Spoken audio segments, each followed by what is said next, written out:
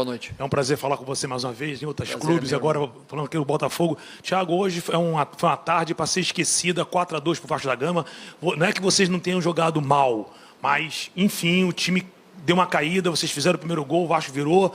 Eu queria que você falasse quais foram os erros de hoje que não pode se repetir, principalmente contra o Aurora, lá em Cochabamba, e no Campeonato Carioca, como você vê o Botafogo chegando à semifinal da Taça Guanabara, Thiago. Boa noite. Primeiro que a gente está indignado com o resultado, está indignado da forma como sofremos os gols.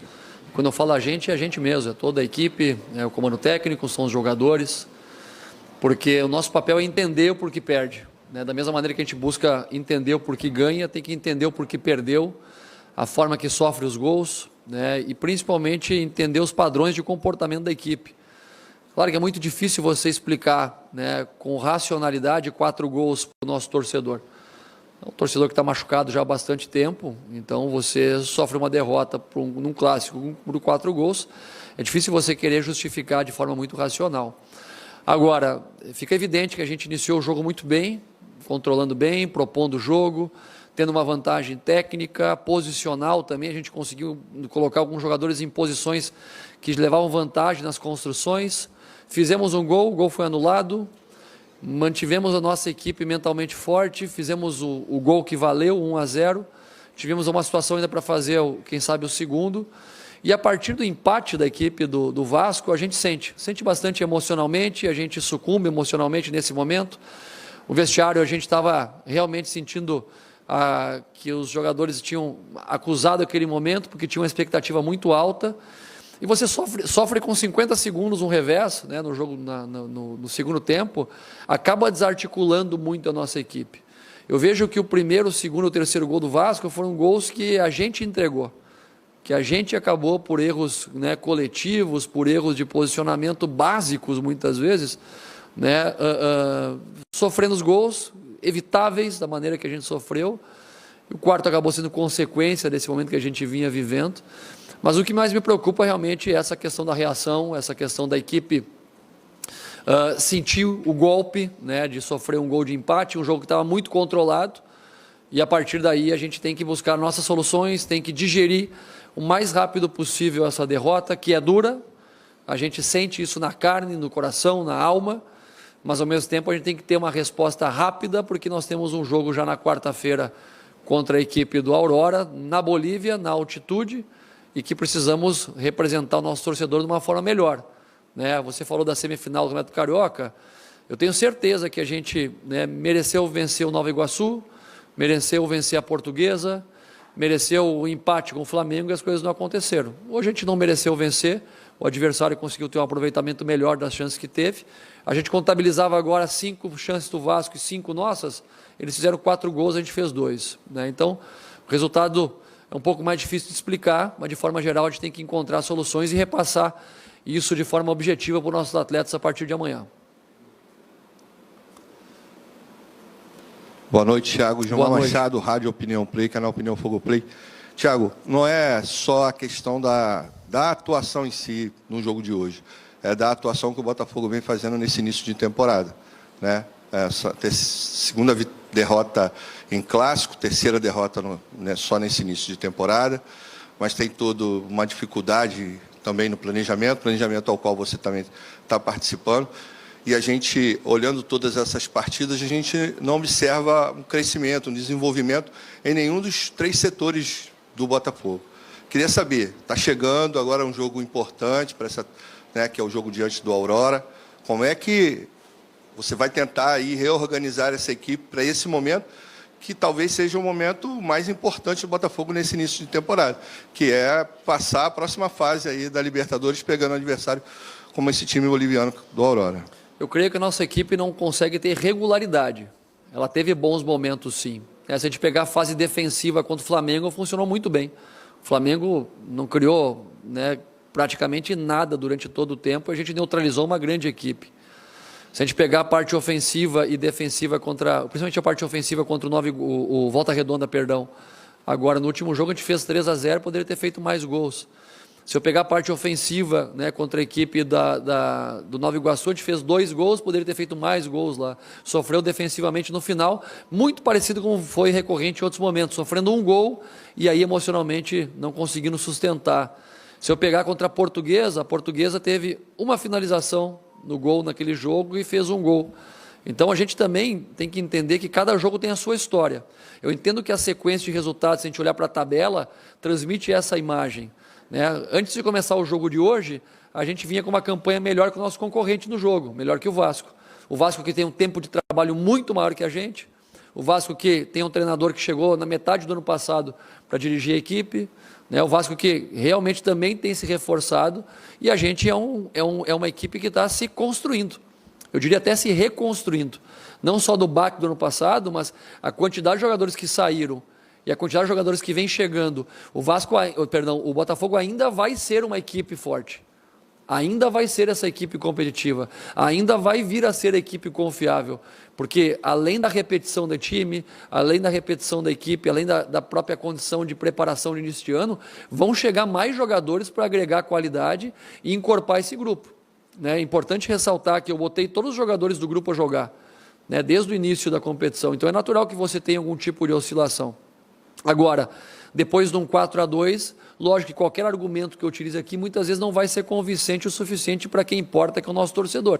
Mas eu tenho que ser leal, principalmente com as minhas convicções e principalmente leal com vocês, dando uma explicação que tenha racionalidade. E essa é a racionalidade que eu tenho tentado buscar para aplicar uma melhora rápida para o jogo já de quarta-feira. Boa noite, Thiago Nunes, tudo bem? Boa noite.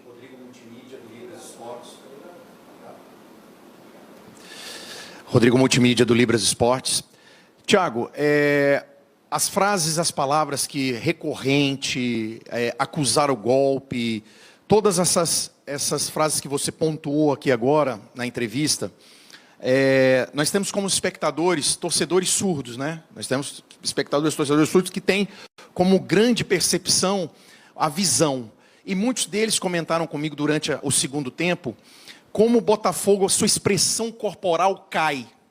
Jogadores com as 2 mãos na cintura, com a cabeça para baixo. Ou seja, isso foi um fator que nós acompanhamos do segundo turno do Brasileirão até agora. Então eu queria te fazer essa pergunta. O grande vilão do Botafogo hoje é o equilíbrio emocional? Eu diria que é uma das dificuldades que a gente tem. E se eu olhar em retrospectiva para os últimos 2 anos do Botafogo, né, e aí permita-me, né, de maneira muito respeitosa, citar aqui o professor Luiz Castro, que teve muito sucesso aqui no Botafogo.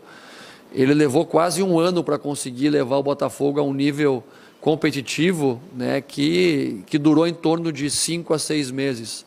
Durante esse 1 ano, a equipe oscilou muito, teve muitas dificuldades. Teve um Carioca também, né, de transformação difícil ano passado, até conseguir encaixar a equipe no início do Brasileiro e conseguir aquela campanha de primeiro turno, que foi a melhor campanha da história do futebol brasileiro, de primeiro turno. Depois, né, essa dificuldade emocional, sim, a gente não conseguiu repetir, né, eu cheguei no final do ano já encontrando esse estado anímico estabelecido. Agora, a gente tem uma memória emocional já do ano passado também, que quando a gente sofre reveses como esses, acaba vindo tudo à tona.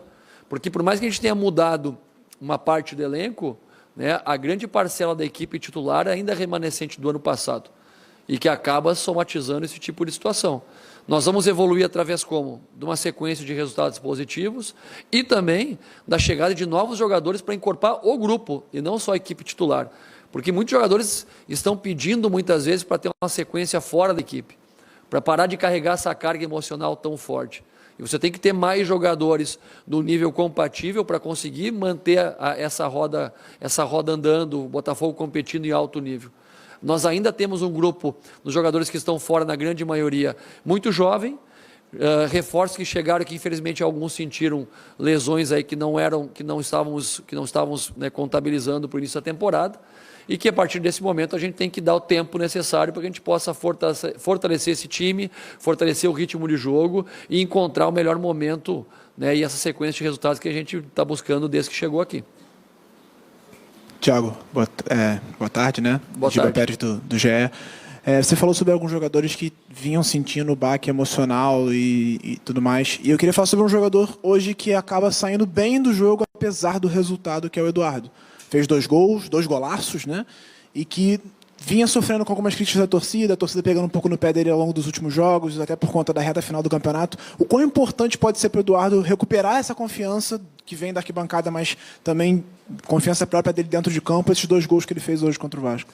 O Eduardo fez 2 golaços, ele já jogou muito bem contra a equipe do Nova Iguaçu, acabou não fazendo gols, mas ele já, contra a equipe do Volta Redonda, na última rodada. Ele acabou não fazendo os gols, mas ele conseguiu jogar muito bem o último jogo e dar uma sequência agora com o segundo jogo também, que ele individualmente fez um grande jogo. E aí também tem alguns momentos dentro do jogo que coletivamente a equipe funcionou bem e que também potencializaram, né, o Eduardo nessa construção. Lógico que depois que a gente sofre principalmente o gol de empate e o segundo gol com 50 segundos de jogo, existe uma queda emocional que atrapalha toda a equipe. Mas o Eduardo, sim, individualmente ele foi um dos jogadores que mais mostrou um poder de reação, indignação, pediu a bola debaixo a qualquer circunstância que estavam vivendo dentro do jogo e me deixa satisfeito porque, ao final, é um jogador experiente que vinha sendo bastante criticado realmente e que dá uma resposta no momento que a gente precisa de jogadores referentes como ele em bom momento. Tomara que ele consiga, para as próximas partidas, manter essa regularidade. Lógico que tem um aspecto físico envolvido. A gente também, né, tem que buscar soluções, caso ele não possa jogar em algum momento, para manter a equipe rodando bem, mesmo com a ausência dele. Boa noite, Thiago. Felipe Siqueira, do Sport TV. Semana de Libertadores agora para o Botafogo. A gente queria que você falasse primeiro sobre essa fase pré-grupos, né? Se você considera ela até traiçoeira, os desafios dela, porque nos últimos anos alguns times brasileiros acabaram tropeçando e caindo nessas fases. E também se uma possível classificação do Botafogo para a fase de grupos pode até amenizar esse torcedor, esse sentimento do torcedor, que já está machucado pelo ano passado, pelo final do ano passado e também por esse resultado do Clássico, né? Eu creio que sim, pode melhorar o ânimo do nosso torcedor, né? Porque ele precisa de uma resposta técnica, desportiva dentro do campo, com resultados. Mas, ao mesmo tempo, eu sei que é uma competição muito difícil. Eu passei pela mesma fase ano passado com o Sport Cristal. Nós enfrentamos o Nacional do Paraguai no primeiro jogo e depois enfrentamos o Huracán da Argentina e saímos da pré-Libertadores até a fase de grupos. Também já passei algo parecido com o Corinthians, onde a gente, né, jogou muito melhor que o Guarani do Paraguai nos 2 jogos e acabou sucumbindo por um detalhe de um jogador expulso no primeiro tempo de um jogo. Isso aí acaba colocando, né, por água abaixo todo um plano de preparação e toda uma temporada. Então, são mata-matas onde o detalhe está aí. Nós temos que respeitar muito o primeiro jogo contra a Aurora, porque é um jogo na altitude, é diferente jogar lá. Eu sei porque eu passei toda uma temporada agora jogando na altitude, não só no torneio lá peruano, mas também pela Libertadores. Jogamos contra o The Strongest em La Paz, vencemos inclusive o The Strongest lá. Então a altitude merece muito respeito. Às vezes as pessoas não acreditam muito isso, mas é praticamente outro esporte jogar lá. Então você vai ter que ter, além do nível de organização, o entendimento de como rodar bem esse jogo, para conseguir, né, fazer uma boa atuação, tentar trazer um bom resultado para, aqui jogando em casa, próximo ao nosso torcedor, tentar avançar para a segunda fase. Primeiro tentar pensar em passar a primeira fase para depois chegar, né, no mata-mata aí, quem sabe futuro, para disputar uma vaga na fase de grupos. Oi, Thiago. David Sharp, do Antenados na Jogada. Boa noite. Boa noite. Exatamente sobre isso, sobre esse jogo agora do meio de semana, pela pré-Libertadores, eu queria que você explicasse o planejamento para esse jogo. Você falou da altitude, que é muito diferente, que é muito difícil. Por que você escolheu colocar o time principal agora, a força máxima que você tinha? E a gente sabe também que o Campeonato Carioca, todo mundo fala, muita gente fala que não vale nada, que não é importante, mas também, quando o time vai mal, acaba demitindo muitas vezes o treinador. Então, se você se sente confiante no cargo, caso não se classifique para a fase do Carioca, semifinal, aqui na Taça Guanabara. Tu sabe que eu tenho conversado com bastante treinadores há algum tempo. Existe entre os treinadores que a melhor coisa para um treinador é pegar um time depois do estadual. Tem um monte de gente esperando sentadinho no sofá aí, né? Porque normalmente é um marco, né? Depois do estadual os times já trocam de uma vez o treinador, né? E aí a partir desse momento parece que está estabelecido que o estadual ele só é bom para quem ganha. Para quem não ganha normalmente é bem complicado. Mas, de verdade, eu não estou muito preocupado com isso. Eu estou preocupado em fazer o meu trabalho, eu estou comprometido com o que eu vim fazer aqui, que é participar de um processo de reformulação de elenco, de reconstrução. É um processo dentro de um grupo SAF, onde eu me identifico com esse tipo de processo, onde a gente estabelece não só a participação na equipe diretamente, mas no clube de forma geral, né? E tenho confiança nas pessoas que me contrataram, que a gente está fazendo um trabalho que pode ser que não esteja entregando agora ainda os resultados ideais, mas a médio e longo prazo tenho certeza que essa equipe vai ser muito forte. Basta ver os jogadores que estão chegando para compor elenco, jogadores que estão negociados, que vão vir também na metade do ano. Esse Botafogo vai se transformar muito durante a temporada e tenho certeza que da metade do ano em diante vai ser uma equipe muito competitiva. Claro que a gente sabe que tem que entregar resultados desportivos agora, né? Porque a pré-Libertadores é agora, porque o Carioca é agora, mas existe naturalmente um crescimento, né, através do rendimento do trabalho e também dos jogadores que vão se somando à nossa equipe. Depois você tinha feito uma consideração anterior, que era do planejamento do jogo. A pergunta que eu rebato é: por que não fazê-lo? Por que não fazê-lo? Né? A ideia é que a gente tenha uma equipe competitiva, a gente tem, né, dentro desse processo de busca por comportamentos coletivos, tem que dar minutos e repetir a equipe, para que a gente possa criar comportamentos. Né, da equipe do jogo passado, eu troquei somente 2 jogadores. Né, 3 com a entrada do Lucas Alter, né, que não jogou lá, mas a entrada do Damian aqui pela lateral direita, o Alter não retorno pelo Bastos, e a entrada do Danilo, né, no lugar do Marlon. Então a estrutura, de forma geral, tem se mantido, e a gente tem que tentar buscar uma identidade de jogo através da repetição. Então os minutos de hoje também servem para dar ritmo para a equipe coletivamente, para mesmo nessa dificuldade que a gente passou, tentar buscar novas soluções dentro da própria ideia de jogo e tentar melhorar rapidamente já para o jogo da quarta-feira. Sempre preocupa, né? Mas essa é uma realidade que a gente vai viver durante toda a temporada. Né? Ter uma semana cheia é algo muito raro, né, no calendário do futebol nacional. E a gente já intercalou a equipe nas primeiras rodadas para tentar dar um pouco mais de preparação para que a gente possa sustentar agora uma sequência de jogos. Tomara que a gente consiga fazê-lo. Boa noite, Thiago. Gabriel Rodrigues Trivela. Você falou que a equipe ainda vai crescer, no meio da temporada ainda vão chegar mais reforços, mas você acha que para agora, para chegar na fase de grupos e para a fase de grupos, é suficiente o que o Botafogo tem apresentado? E você falou também sobre os jogadores que sentiram, só uma dúvida pequena, você conta com o Luiz Henrique para os jogos contra o Aurora, nessa quarta-feira e talvez na próxima?